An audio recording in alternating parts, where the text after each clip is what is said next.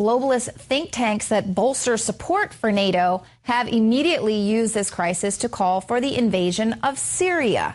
Now, this is a former advisor to Hillary Clinton on Syria, Frederick C. Hoff. He's now a resident senior fellow at the Atlantic Council's Rafik Hariri Center for the Middle East. He's calling for invading Syria in the wake of the deadly attacks in Brussels. He says killing ISIS in Syria can ease the migration crisis and hasten the demise of this murderous band in Iraq.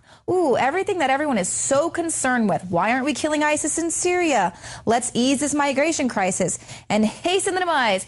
And this is exactly what we've been saying is problem, reaction, solution. And of course, the Atlantic Council is aligned with NATO. They are established in 1961 by former Secretaries of State Dean Acheson and Christian Herter. It was created to bolster support for NATO. So here he is immediately saying, well, we need to get in there in Syria and take out ISIS. Mind you, no one had even heard about ISIS until the U.S. rejected going into ISIS in 2013, going into war with Syria. And then all of a sudden, ISIS is everywhere, that we have mass migration into Europe, so the problem, reaction, solution.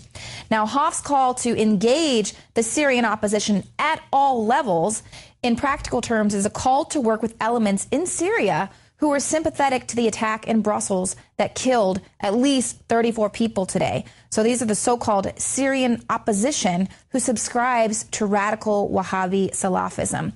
And like we pointed out before, Bashar al-Assad is not responsible for the presence of al-Qaeda inspired groups in Syria. It is the United States, its European partners, and specifically the Gulf Emirates led by Saudi Arabia. They are responsible. It's their Wahhabi Salafism. And the Pentagon has admitted the preferable option in Syria is the establishment of an Islamic principality and Sharia law.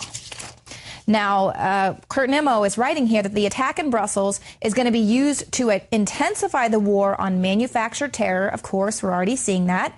And in addition to further locking down Europe and the United States and expanding the power of the police state, the attack will be exploited to move against Assad under the cover of attacking the Islamic State.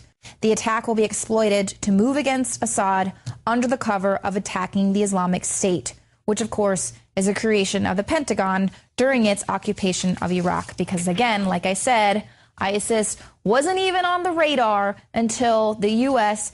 didn't want to go with Obama's red line and go into war with Syria. So this is all manufactured.